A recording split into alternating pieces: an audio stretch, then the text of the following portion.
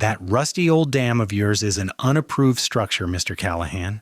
You have 30 days to dismantle it, or the county will do it for you and bill you for every last penny. We have standards here." The words, slick with a venomous condescension that only years of unchecked authority can cultivate, hung in the humid afternoon air between us. Karen, the newly crowned president of the Lakeside Vista Estates Homeowners Association, stood on my side of a property line that had existed for 70 years before her ridiculous excuse for a neighborhood was even a glimmer in a developer's greedy eye. She was a woman built like a bulldog, all jowls and chest, dressed in a pastel pink tracksuit that strained at the seams, a clipboard clutched to her bosom like a holy text. Beside her, a man in a crisp polo shirt bearing the logo of Sterling Homes, the developer, smirked, his arms crossed as if he were watching a particularly satisfying episode of a daytime television drama. My land, my dam, my legacy, and this woman was telling me to tear it down because it offended her sensibilities. The sheer, unmitigated audacity of it was a physical force, a pressure against my ears. I felt the familiar cold calm settle over me, the one I learned in the deserts of Iraq, the one that meant the situation had just gone from bad to critical. I looked from her smug, powdered face to the developer's slick grin, and then my gaze drifted past them, down into the valley where 67 brand-new cookie-cutter houses baked in the sun, their manicured lawns a vibrant, unnatural green, 67 homes built directly in the historical spillway of my grandfather's dam. If you've ever had to deal with an HOA tyrant who thinks their three-ring binder of rules trumps common sense, property law, and the goddamn laws of physics, smash that subscribe button and let me know in the comments where you're watching from.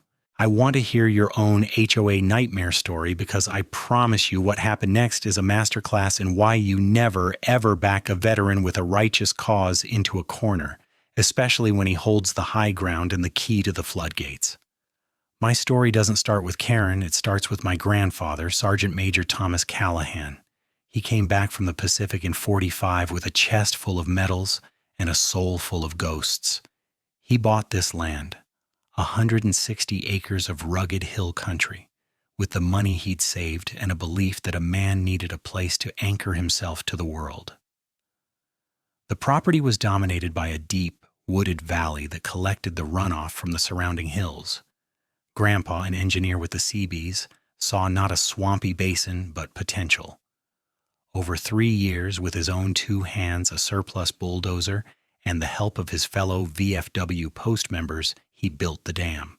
It wasn't a Hoover Dam, but it was a marvel of practical engineering, an earthen embankment over 200 feet long and 40 feet high, with a reinforced concrete core and a primary spillway controlled by a massive gear-driven gatehouse. He flooded the valley behind it, creating a 30-acre lake he named Lake Elizabeth after my grandmother. That lake was my childhood. It was where I learned to fish, to swim, to appreciate the quiet strength of the land. Grandpa taught me every nut, bolt, and gear of that dam. He taught me the hydrology of the watershed, the maintenance schedules, the feel of the wheel in the gatehouse as you eased open the spillway to relieve pressure after a heavy spring rain. "This dam is a responsibility, Jack," he told me, his hand on my shoulder, a week before I shipped out for my own turn in the service. "It holds back a lot of water. You respect that power. You maintain it. You never, ever let it fail." I served 20 years in the Army Corps of Engineers, designing, building, and sometimes dismantling structures far more complex than Grandpa's dam. But his words were the bedrock of my professional ethos. When he passed, the land, the lake, and the responsibility became mine. For 10 years, I lived here in the small stone house he built, honoring my promise, keeping the dam as immaculate as the day he finished it. It was my peace, my sanctuary. And then they came. Sterling Homes bought the 1,000 acres of floodplain downstream from me. They called their new development Lakeside Vista, a cruel irony since the only lake they had a vista of was the one I owned. the one held back by the very structure their chosen queen now wanted me to destroy. The first sign of trouble wasn't a letter or a fine. It was the sight of bulldozers clearing the valley floor below my property line. I walked down to the construction foreman, a grizzled man named Dave, and introduced myself. I pulled out a topographical map I had prepared, one overlaid with FEMA's own 100-year floodplain data and my grandfather's meticulous records of historic water levels during major storms. "You're building in a bathtub," I told him, pointing to the contours. "The entire footprint of this development is in the natural discharge path of my dam's primary spillway. If I ever have to make a significant release, these houses are going to be inundated." Dave squinted at the map, then shrugged. "Not my call, pal." The engineers in the county signed off on it. They say the dam is old and the risk is negligible. Negligible. The word was a slap in the face to my grandfather's work and my own professional experience. I went to the county planning commission meeting. I stood before a board of 5 bored-looking local officials and presented my case. I brought hydrological charts, engineering principles, historical precedents. I wasn't emotional. I was factual, professional, a Corps of Engineers officer laying out an unacceptable risk. "You are approving a residential development in a known and documented floodway," I concluded. "This is not a matter of if, but when. You are creating a crisis and placing future residents in grave danger." The developer's lawyer, a man whose suit probably cost more than my truck, stood up and painted me as a disgruntled local, a classic NIMBY, not in my backyard, who didn't want to see progress. He presented their own engineering report, a glossy, bound volume that I knew was full of cherry-picked data and outdated rainfall models. The board, swayed by the promise of a massive new tax base, voted unanimously to approve the project. I walked out of that meeting with a cold knot in my stomach. They had been warned. I had done my duty, put my concerns on the public record. The die was cast. The houses went up with astonishing speed, flimsy-looking structures of pressboard and vinyl siding, each one a monument to corporate avarice and bureaucratic incompetence. And as the first families moved in, the Lakeside Vista Estates HOA was born, and from its chrysalis of petty regulations and aesthetic fascism emerged its queen, Karen. She was a transplant from some soulless suburb in California who had been elected president on a platform of protecting our property values. From her perspective, my rustic, self-sufficient homestead was a blight on her perfect plastic paradise. My gravel driveway, my well-maintained but visibly old barn, my very existence was an affront to the community standards she was so eager to enforce. The first letter arrived, a crisp white envelope with the HOA's pretentious logo embossed on it. It was a warning. My chain-link fence, the same one that had stood for 50 years, was an unapproved barrier material. I was to replace it with a 6-foot privacy fence of a specific pre-approved cedar. I wrote back a polite but firm letter, including a copy of my property deed and the county record showing my land was not and never had been part of their association. The response was a second letter, this one containing a $100 fine for failure to comply. And so it began. The fines became a weekly occurrence, a cascade of petty tyrannies delivered by the mailman. My fishing boat, parked on its trailer next to my barn, was deemed a nuisance vehicle, and I was fined $200. The color of the trim on my windows, a classic forest green my grandmother had chosen, was not on the approved palette of beiges and taupes. Another $50 fine. My vegetable garden, which provided half my food for the summer, was a violation of rules requiring lawns to be predominantly grass. The absurdity was breathtaking. Each fine was accompanied by a letter from Karen, written in a tone of saccharine poison, explaining how these rules were for the benefit of all residents and to maintain the aesthetic harmony of the community. She was building a paper trail, trying to frame me as a defiant troublemaker. I never paid a single fine. For each one, I sent a reply via certified mail, return receipt requested, a habit drilled into me by years of military bureaucracy. In each letter, I restated the legal fact that my property was not subject to her HOA's covenants. I included copies of the relevant deeds and surveys. I was creating my own paper trail, a meticulous record of her harassment and overreach. But Karen was relentless. She saw my refusal to bend as a personal challenge to her authority. The conflict escalated from paper to person. She started encouraging her residents to report me for any perceived infraction. My dog barking at a deer was a noise complaint filed with the county sheriff. The smoke from my wood stove in winter was an air quality complaint filed with the environmental agency. A sheriff's deputy, a young man named Miller who looked exhausted by the whole thing, would show up at my door. "Mr. Callahan," he'd say, sighing and tipping his hat, "got another call from Mrs. Peterson down in the estates. Said your rooster was crowing before 7 a.m. I'd just nod, offer him a cup of coffee, and show him the county ordinance that explicitly permitted poultry on agriculturally zoned land like mine. He'd apologize for the bother and leave, only to return a week later with a new, equally baseless complaint. It was a campaign of attrition. Karen was using the mechanisms of civil society as a weapon, hoping to wear me down, to bleed me dry with legal fees, or simply to make my life so miserable that I would sell my grandfather's land to her developer cronies. The breaking point, the moment that turned my defensive posture into an offensive one, came during the HOA's annual summer barbecue held in the new community park that bordered my property. I was in my workshop sharpening a chainsaw blade when I heard her voice, amplified by a cheap megaphone, drift across the fence. "And as many of you know," she squawked, her voice echoing across the valley, "we are still dealing with the intransigence of the resident on the hill." A murmur went through the crowd of polo shirts and sundresses. "This individual refuses to adhere to the same standards we all agreed to. His property is an eyesore, a drag on our home values, and frankly, a safety hazard." That was it. She wasn't just harassing me anymore. She was publicly defaming me, turning an entire community against me. And then came the line that sealed her fate. "But I have been in close consultation with our legal counsel and the developer, and I assure you, we are exploring all options to deal with the problem of his unapproved, unsafe dam." She had made my dam, my grandfather's legacy, the focus of her holy war.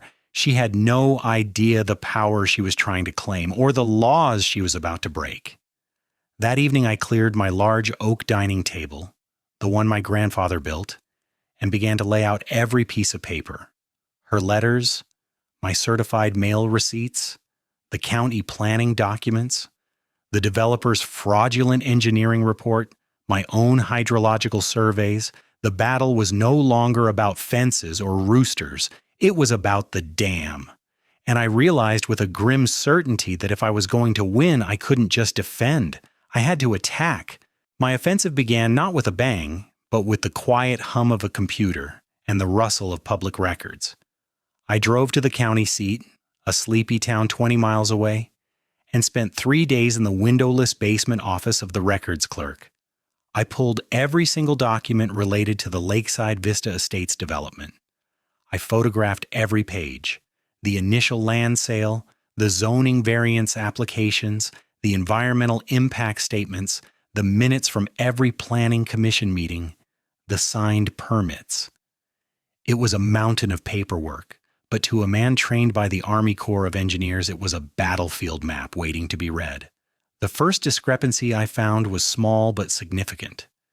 The developer's initial soil percolation tests, which determined the ground's ability to absorb water, were conducted during a record drought. The numbers were technically accurate for that specific moment, but wildly unrepresentative of typical conditions. It was the first clear sign of deliberate data manipulation. The real prize, however, was buried in the appendices of the final engineering report submitted by a firm called GeoSource Solutions. I cross-referenced their floodplain maps with the latest data available from the National Oceanic and Atmospheric Administration, data that was publicly available a full year before they submitted their report. GeoSource had used a 20-year-old topographical survey and an outdated flood model. Their report concluded that a catastrophic failure of my dam would result in minor, shallow flooding at the far end of the development and that a controlled release from the spillway would barely breach the banks of the small creek that ran through the valley. It was a grotesque lie, a piece of fiction written to satisfy a legal requirement. My own models, based on current NOAA data and the dam's known discharge rate, showed a controlled release would put 3 to 4 feet of water in the streets of every single home in Lakeside Vista. A full failure would be biblical. This wasn't just negligence, this was fraud. GeoSource Solutions had put their professional stamp on a lie, and the County Planning Commission had either failed to do their due diligence or had been complicit in the deception. I printed the two maps, the developer's fraudulent one and the accurate NOAA one, side by side. The visual was damning. One showed a green zone of safety, the other showed the entire development painted in the stark blue of an inundation zone. I then turned my attention to Karen. I started a dedicated log, a simple spiral notebook where I documented every interaction, every letter, every phone call, every sighting of her peering at my property through binoculars from her back deck, date, time, subject, and a verbatim quote if possible. It felt like intelligence, gathering from a past life. I recorded the license plates of the unfamiliar cars that would slowly drive by my house. I installed discrete, motion-activated security cameras covering the approaches to my property. I wasn't being paranoid. I was building a fortress of evidence. The fight was coming, and I intended to be armed with irrefutable truth. While I was digging through the past, Karen was escalating in the present. Her next move was to try and sever my access.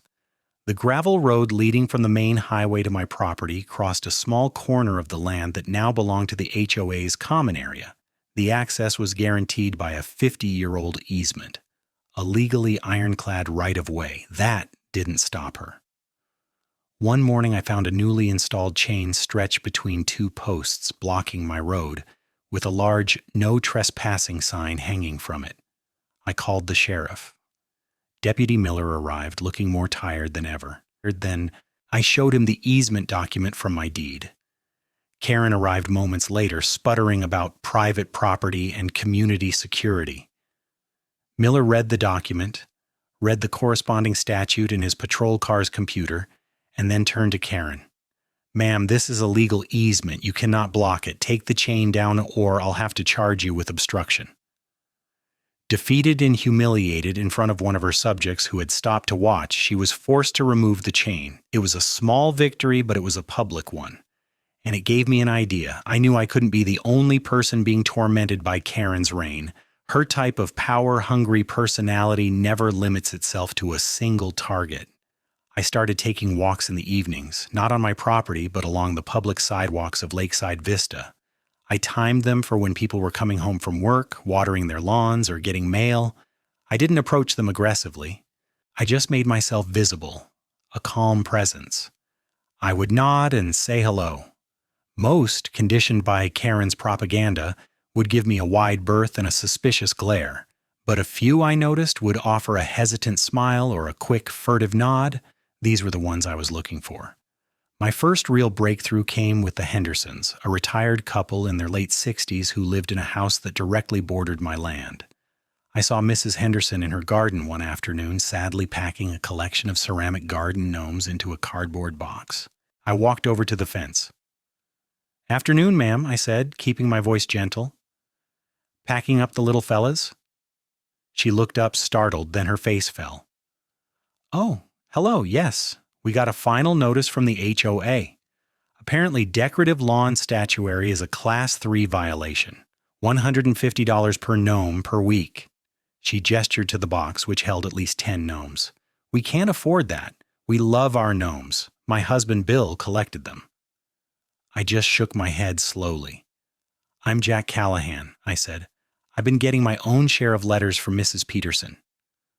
A spark of recognition, then anger, flashed in her eyes. "She's a terror, a complete tyrant." Bill tried to argue with her at the last meeting, and she threatened to fine him for disruptive behavior. We've lived in 5 different homes in our life, and we've never, ever encountered anything like this. I listened patiently as she poured out her frustrations, fines for their bird feeder, warnings about their wind chimes, a demand that they power wash their driveway twice a year. An hour later, her husband Bill came out and joined the conversation. He was a retired accountant, a quiet man with a sharp mind. When I told them I was a former Army engineer and had records showing the entire development was built in a flood zone, Bill's eyes narrowed. "I knew it," he said, slapping his knee. "I looked at the preliminary plans when we bought. I told the sales agent the drainage looked insufficient for the topography. He just smiled and handed me a glossy brochure. I invited them to my house for coffee the next evening. They were hesitant at first, worried about being seen fraternizing with the enemy, as Bill put it. But their anger outweighed their fear. That evening at my grandfather's table, I laid out the maps. I showed them the developer's fraudulent report next to the official NOAA data. Bill, the accountant, immediately grasped the financial implications. "This is insurance fraud waiting to happen," he murmured, tracing the inundation zone with his finger. "Their property is effectively uninsurable against flood damage if the real data ever comes out. The developer and the county have exposed every homeowner here to catastrophic financial risk." Mrs. Henderson was focused on the human element. "She knows this? Karen knows this, and she's worried about my gnomes?" "I don't know if she knows the specifics," I admitted. "But she's in bed with the developer who does. Her entire platform is property values. But the very ground her constituents' properties are built on is fundamentally compromised." The Hendersons became my first allies. Through them, I was introduced to others. There was the young couple with 2 kids who were being fined because their children's plastic playset in the backyard was visible from the street. There was a single dad, a mechanic, who was in a constant battle over his work truck, which he was forced to park a mile away and walk home because commercial vehicles weren't allowed to be parked in driveways overnight. We began to meet secretly, first at my house, then rotating among the few who were brave enough to host. I shared my research with all of them. The mood shifted from individual grievance to collective anger. They had all felt isolated, picked on, powerless. Now they saw a pattern. Karen wasn't enforcing rules for the good of the community. She was using the rules as a cudgel to enforce her will and to eliminate anything and anyone that didn't fit her narrow vision of perfection. The alliance was small at first, just 4 or 5 households, but it was a start. We were a pocket of resistance, sharing information, documenting every new find, and building a case. The gnomes, the playset, the work truck, these were the small injustices. The flood zone, the fraudulent engineering, the looming physical danger, that was the big one. And Karen, in her blind arrogance, was about to hand me the perfect weapon to link them all together. The turning point required legal precision. My small band of disgruntled neighbors and I had a compelling moral case, but morality doesn't win against a well-funded developer and a co-opted county government. I needed a legal kill shot. I called Marcus Thorne, an old friend from my Army days. We had been through JAG school together before my path took me to the Corps of Engineers and his to the courtroom. He was now a partner at a top law firm in the state capital, specializing in complex property and environmental law. I drove to his office, a sleek glass and steel affair that felt a world away from my quiet homestead. I laid out the files on his massive mahogany conference table. The fraudulent maps, the stack of Karen's fines, my certified mail receipts, the deed with my easement, and my grandfather's dam maintenance logs going back 50 years.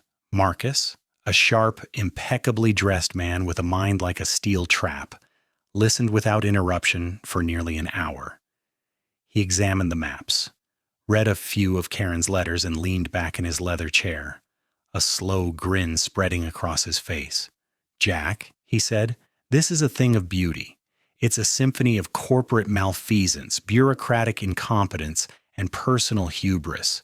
This HOA president, what did you say her name was? Karen? She's the best unwitting asset we could ask for." He explained the legal landscape. Suing the developer for fraud would be a long, expensive slog. Challenging the county's zoning decision would be even harder. "They're all insulated," he said. "They'll drown us in motions and delays. We need to force their hand. We need to create a situation where their liability is so immediate and so undeniable that they have no choice but to fold." He tapped the folder containing my dam's documentation. The answer is right here. Your grandfather's dam. Marcus walked me through a section of state environmental law that I was familiar with but hadn't seen from this strategic angle, the Dam Safety Act. It stipulated that the owner of a private dam was legally responsible for its maintenance and safe operation. It also granted the owner the authority to take necessary actions, including controlled water releases, to protect the structural integrity of the dam and prevent a catastrophic failure. But here's the beautiful part, Marcus said, his eyes gleaming. The law also contains clauses about liability transfer if a government entity or other party interferes with the owner's ability to safely maintain the dam, or if they direct the owner to take actions that compromise its safety, they can be held legally and financially liable for the consequences. The trap became crystal clear. Karen's entire crusade was focused on my dam. She had publicly declared it unsafe and was actively petitioning the county to force me to dismantle it. She was, in legal terms, attempting to interfere with my duties as the dam's owner. So we give her exactly what she wants, I said, the plan solidifying in my mind. We make her think she's winning. Precisely, Marcus grinned. We're going to write a letter, a masterpiece of passive-aggressive compliance. The letter he drafted was a work of art. It was addressed to Karen as HOA president with copies sent via certified mail to the county commission, the county emergency manager, the State Department of Environmental Protection, the Army Corps of Engineers, and Sterling Holmes's corporate counsel. In the letter, I formally acknowledged their repeatedly expressed concerns about the dam. It stated that due to the HOA's ongoing legal threats and public declarations, that the dam was an unapproved and hazardous structure, and their demands for its removal, I was being placed in an untenable legal position. Therefore, to avoid any perception of hostile action or unapproved modifications, I was officially ceasing all proactive maintenance, including the annual stress test and controlled release of the primary spillway gate, pending a formal clarification of the dam's legal status from the county. The letter ended with a chillingly polite sentence. As I can no longer carry out my duties as the dam steward without fear of litigation from your association, I must consider any future changes in water level or structural stability to be a direct consequence of the current legal ambiguity you have created. The responsibility for the dam's status and its potential impact on the downstream properties now rests with you and the county authorities you have engaged. We had just handed them a live grenade with the pin pulled. The liability for a 30-acre lake was no longer mine. It was theirs. We sent the letter and waited. The effect was immediate and electric. I got a panicked call from a low-level clerk at the county manager's office asking me to clarify the letter's intent. I politely referred him to my lawyer. Sterling Holmes's counsel sent a blustering letter full of legal threats, which Marcus answered with a single-sentence reply. We refer you to our letter dated October 17th. But Karen, glorious, arrogant Karen, saw the letter not as a warning, but as a surrender. She was utterly blinded by her obsession. She called an emergency HOA meeting in the community clubhouse. Bill Henderson attended, acting as my eyes and ears, and recorded the entire meeting on his phone. In the recording, Karen's voice is triumphant. As you can see from his letter, she crowed, waving my letter in the air, Mr. Callahan has finally admitted that his dam is a problem. He's admitting he can't maintain it. This is the leverage we needed. She ignored the frantic warnings of one or two residents who had actually read the letter carefully. She bulldozed over their concerns. She saw only my admission of defeat. On the spot, she proposed a formal resolution. The Lakeside Vista Estates HOA would officially petition the county to act on Mr. Callahan's letter, declare the dam a public nuisance under county ordinance, and begin condemnation proceedings to have it removed at the owner's expense. The motion passed with an overwhelming majority of the terrified and misinformed residents. She had walked directly into the kill box. She had created a formal public record of the HOA demanding the county seize control of the dam, cementing the transfer of liability we had initiated. She thought she was signing my death warrant. In reality, she was signing her own. All we had to do now was wait for the rain. The rain came, as it always does in the late fall. It started as a gentle drizzle, a soft gray weeping from the sky that lasted for 2 days, saturating the ground and filling the creeks. The local news meteorologist watched it with growing concern. It wasn't a hurricane, but a massive, slow-moving, low-pressure system drawing a plume of tropical moisture from the Gulf.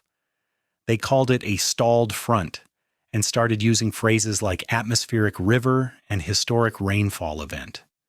For Lakeside Vista, it was an inconvenience, forcing the cancellation of a fall festival and turning their perfect lawns into soggy sponges. For me, it was the moment of truth. I watched the water level in Lake Elizabeth rise.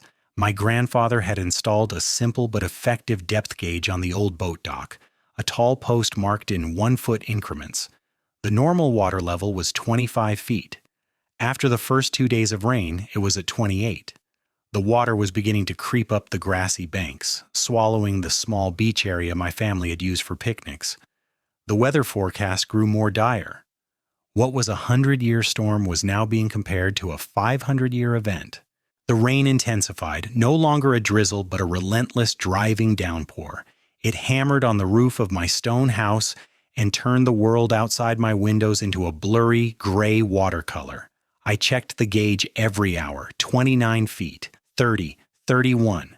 At 32 feet, the water began to lap at the base of the concrete primary spillway. This was the engineered trigger point. Per the dam's design specifications and state safety regulations, this was the level at which proactive measures became mandatory to protect the integrity of the earthen embankment. If the water were to overtop the main embankment, it could erode the structure from the top down, leading to a full, catastrophic breach. A controlled release through the spillway was no longer just an option. It was a legal and engineering necessity. My phone started ringing. It was the county emergency manager, a man named Frank Garrison, his voice tight with anxiety. "Jack? Frank Garrison, what's the status of your lake?" "The water's at the spillway crest, Frank," I said calmly. 32 feet and rising. There was a sharp intake of breath on the other end of the line. Jesus, the models didn't have it coming up that fast. "Your models were based on fraudulent data, Frank.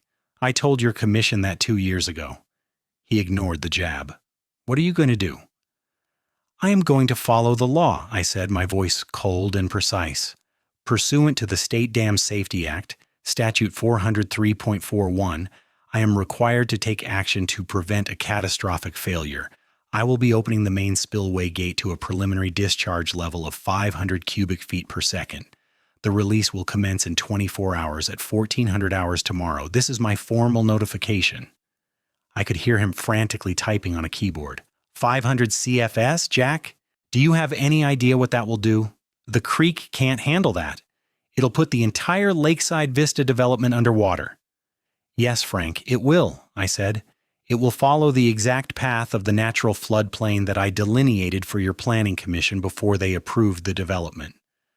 I am also legally required to inform you that if the inflow continues at its current rate, I will have to increase the discharge incrementally to match it, potentially up to 2,000 cubic feet per second to maintain a safe lake level." There was a long, stunned silence. Then, "You can't do that!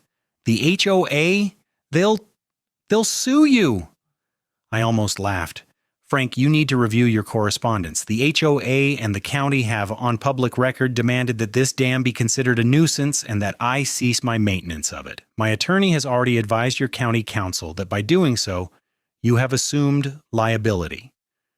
If I don't open that gate and this dam overtops and fails, the blood of those residents and the financial ruin of your county will be on your hands, not mine. I am following protocol. I suggest you do the same. Evacuate them." I hung up the phone. Next, I typed up a formal notice, a single page stating the facts, the law, the time of the release, and the expected inundation area.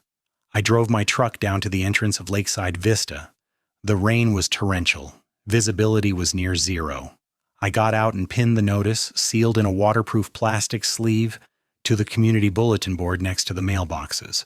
Then I drove to Karen's house. She lived in the largest model, a 2-story mock Tuscan monstrosity at the end of a cul-de-sac. I walked up her perfectly curved paver walkway, right past a small, tasteful sign that read "Live, Laugh, Love," and taped a copy of the notice to her front door. As I walked away, the door opened. It was Karen, her face a mask of disbelief and fury.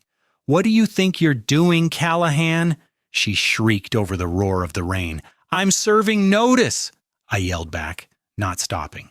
"Read it, and I suggest you pack a bag." Her response was a string of curses lost to the wind. The next few hours were a blur of frantic activity from the other side. My phone rang constantly with unknown numbers, which I ignored. Marcus called to tell me the HOA's lawyer had tried to file an emergency injunction to stop me. The judge, a no-nonsense woman in her 60s, had taken one look at the chain of evidence Marcus presented. My initial warnings, the fraudulent maps, Karen's letters, our liability transfer letter, her HOA's own condemnation petition, and the official storm warnings, and threw the case out of her virtual courtroom in less than 10 minutes. Her reported words to the HOA attorney were, "Your client made her bed in a river. Now she's upset that the river is coming home. Injunction denied." The last legal barrier was gone. The responsibility was mine, and the justification was absolute. As evening fell, the rain showed no sign of stopping. The lake was now at 33 feet. The water was flowing freely over the concrete lip of the emergency spillway, a shallow, wide channel designed for overflow, but the main earthen dam was still holding. It was time. The walk to the gatehouse was like stepping into another world. The roar of the rain was constant, but underneath it was a deeper sound, the immense groaning pressure of the lake. The water, now at 33.5 feet, was a vast, churning gray sheet, its surface pitted by millions of raindrops. Debris, leaves, branches, the detritus of the storm swirled in eddies near the spillway. The gatehouse itself was a small, windowless concrete blockhouse my grandfather had built to protect the control mechanism. It smelled of damp concrete, ozone, and old grease. Inside it was blessedly dry and quiet, the thick walls muting the storm's fury to a distant rumble. A single bare bulb illuminated the chamber. In the center of the room, rising from the concrete floor, was the heart of the dam, the gearbox and the wheel. It was a beautiful piece of antique machinery, a massive cast-iron worm gear assembly connected to a long threaded steel rod that descended into the darkness of the spillway tunnel below. Atop the gearbox was a great spoked iron wheel, 5 feet in diameter, its rim worn smooth by my grandfather's hands and my own. This was what controlled the main gate, a 5-ton slab of reinforced concrete that sealed the primary discharge culvert. I took a deep breath. This wasn't an act of revenge, not really. Revenge is emotional, chaotic. This was a correction. It was the application of a physical law to a situation that had defied all other forms of reason. It was justice, delivered by gravity. I pulled out my phone and started a video recording, narrating my actions for the record. Time is 13:55 hours, November 12th. Lake level is 33.6 feet and rising. Inflow from the watershed is exceeding the discharge capacity of the emergency spillway. This action is being taken in accordance with the State Dam Safety Act to prevent the catastrophic failure of the Callahan Dam. I placed the phone on a ledge, its lens aimed at the wheel. Then I called 911. "This is Jack Callahan at the Callahan Dam, 715 Hilltop Road. I am providing final notification that I am commencing a controlled release of water from the primary spillway in 5 minutes at 1400 hours, as per my formal notification to the county emergency manager yesterday." The dispatcher sounded young and panicked. "Sir, we have officers trying to evacuate Lakeside Vista right now. People are refusing to leave." "I understand," I said, my voice flat. "But the dam's integrity is the primary concern. The release cannot be delayed 5 minutes." I hung up. I put on a pair of heavy leather work gloves, another habit from Grandpa. I placed my hands on the cold iron of the wheel. It was a familiar feeling, a connection to him, to this land, to the responsibility he had passed to me. I thought of his words. You respect that power. I was. By using it, I was respecting it. The alternative, letting it build until it broke free in an uncontrolled, cataclysmic wave, was the ultimate act of disrespect.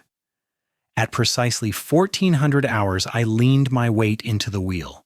For a moment, there was resistance, the inertia of 5 tons of concrete and the immense pressure of the lake. Then, with a deep groan of metal and a shudder that I felt through the soles of my boots, the wheel began to turn. The gears engaged, their thick grease coating glistening under the light. Slowly, painstakingly, I turned the wheel counterclockwise. Each rotation was a physical effort, a battle against the water. Below me, I could hear a new sound, a deep, guttural sucking noise as the seal on the gate broke, and water began to force its way into the culvert. I kept turning. The sound grew from a gurgle to a roar, a hollow thunder that vibrated through the concrete floor. After 10 full rotations, I stopped. The gate was open to the calculated position for 500 cubic feet per second. The roar was now a deafening, continuous torrent. I could feel the power of it, a living thing rushing through the earth beneath my feet on its way to the valley below. I walked out of the gatehouse and into the rain. The view from the top of the dam was breathtaking. The lake level had already begun to stabilize, the immense pressure finding its release. But the real spectacle was downstream. The creek, normally a placid little stream you could step across, was now a raging, muddy river. It had already breached its banks and was spreading across the unnaturally flat, graded landscape of Lakeside Vista. It was a sheet of brown water moving with inexorable force, swallowing the perfect green lawns. It swirled around the foundations of the houses, rising steadily. A sheriff's car, its lights flashing, was parked at the entrance, blocking anyone else from coming in. I watched as the water reached the bottom of the first-floor windows of the homes closest to the creek. It didn't smash them, it just rose, lifting decorative pumpkins from porches, carrying away plastic lawn chairs and welcome mats. It flowed down the streets, turning the pristine asphalt into canals. I saw a few people, the ones who had ignored the warnings, scrambling out of their front doors, wading through knee-deep, then waist-deep water to get to higher ground. I saw Karen standing on the second-floor balcony of her Tuscan nightmare, her face a pale, horrified mask in the gray light. She was pointing at me, screaming something I couldn't hear over the storm, and the roar of my own making. I didn't feel triumph. I didn't feel joy. I felt a profound, grim satisfaction, the satisfaction of a problem being solved. The balance was being restored. The valley was reminding everyone what it was, and the water was washing away the lies. The release continued for 12 hours. As the storm front passed and the inflow from the hills began to subside, I was able to gradually close the gate, reducing the flow until, by dawn, it was back to a trickle. The lake was back down to a safe 26 feet. The dam had held, the law had been followed. The valley below was a scene of quiet devastation. The water had receded from the houses, but it left its mark everywhere. A thick layer of brown silt and mud coated everything. The lawns, the sidewalks, the roads. The immaculate landscaping was gone, replaced by tangled piles of debris, uprooted ornamental shrubs, and the sad, muddy ghosts of flower beds. The ground floors of all 67 homes had been flooded. Water lines, like dirty bathtub rings, were clearly visible 4 feet up the vinyl siding. Doors were warped, windows were broken, and the smell of wet drywall and river mud hung heavy in the air. The residents of Lakeside Vista wandered through the muck in a state of shock, their faces blank with disbelief. Their suburban dream had become a soggy, filth-caked nightmare. But the real storm, the human one, was just beginning. The morning after the flood, a local news helicopter circled overhead, filming the devastation. The story was the lead on every station in the state, and at the center of it was my mountain of evidence. Marcus, my lawyer, held a press conference that afternoon. He didn't have to raise his voice or use inflammatory language. He simply laid out the timeline fact by excruciating fact. He displayed the side-by-side maps, the developer's lie and the government's truth. He read excerpts from my formal warnings to the Planning Commission. He read from Karen's own letters, her demands to dismantle the dam. He played the audio recording of the HOA meeting where she had triumphantly announced her petition to have the dam condemned. He presented the judge's denial of the injunction. He framed me not as a vigilante, but as a responsible citizen who had been forced to act by the letter of the law to prevent an even greater catastrophe, a catastrophe created entirely by the greed of a developer and the arrogance of an HOA president. The narrative flipped instantly. I was no longer the crazy old man on the hill. I was the Cassandra who had been ignored. The anger of the Lakeside Vista residents, once directed at me, now turned with volcanic fury on the people who had actually wronged them: Sterling Holmes and Karen. The Hendersons, my first allies, became leaders in the community. Bill, with his accountant's mind, organized the homeowners. They pooled their resources and hired a bulldog of a class action lawyer. The lawsuit they filed named Sterling Holmes for fraud and negligence, GeoSource Solutions for professional malpractice, and the county for gross incompetence. They also filed a separate suit against Karen Peterson personally for breach of fiduciary duty and misrepresentation. Her homeowner's insurance didn't cover that. The fallout was swift and brutal. The state attorney general launched a criminal investigation into Sterling Holmes and the county planning commission. Indictments came down a few months later. The developer, facing financial ruin and prison time, declared bankruptcy. GeoSource Solutions had its license to operate in the state revoked. The county planning commissioner, who had championed the project, resigned in disgrace and was later convicted of taking bribes. Karen's fate was the most pathetic. She was publicly voted out as HOA president in a humiliating emergency meeting held in the still muddy clubhouse. The residents she had once ruled with an iron fist screamed at her, calling her a fool and a tyrant. Facing personal bankruptcy from the lawsuits, she and her husband sold their water-damaged Tuscan palace at a massive loss and disappeared, reportedly moving back to California with nothing but their shame. The Lakeside Vista Estates HOA was fundamentally restructured. The insane rulebook was torn up, replaced by a simple set of guidelines for common area maintenance. The new president was Bill Henderson, a man who understood that a community is built on trust, not tyranny. Months later, the valley was slowly healing. The houses were being repaired, this time with proper flood vents and water-resistant materials. The lawsuits were settled with the developer's insurance and a county bond paying for the damages. It wasn't perfect, but it was a start. One warm Saturday afternoon, I was up on the dam inspecting the embankment. The grass had grown back lush and green. The lake was calm and blue, reflecting the sky. I heard voices and looked up to see Bill and Mary Henderson walking up the path, along with the mechanic and the young family with the playset. They were carrying a cooler and a portable grill. "Thought you might be up here," Bill said with a smile. We figured it was time for a proper community barbecue, on neutral ground. We spent the afternoon on top of the dam, my grandfather's dam, grilling hot dogs and hamburgers. The kids ran laughing through the grass. We looked down at the valley, at the neighborhood that had almost been destroyed, first by greed and then by water. It was being reborn, chastened and wiser. I hadn't wanted to open that gate. I had done everything in my power to avoid it. But Karen and her enablers had left me no choice. They had mistaken my calm for weakness, my patience for passivity. They forgot that the man who lives by the dam understands the water better than anyone. They had tried to take my peace, so I had used their own arrogance to deliver a different kind of peace, the quiet that comes after the storm, the clarity that comes with justice. My grandfather had told me the dam was a responsibility. I had honored it. His legacy was safe, my home was secure, and the valley finally was at peace.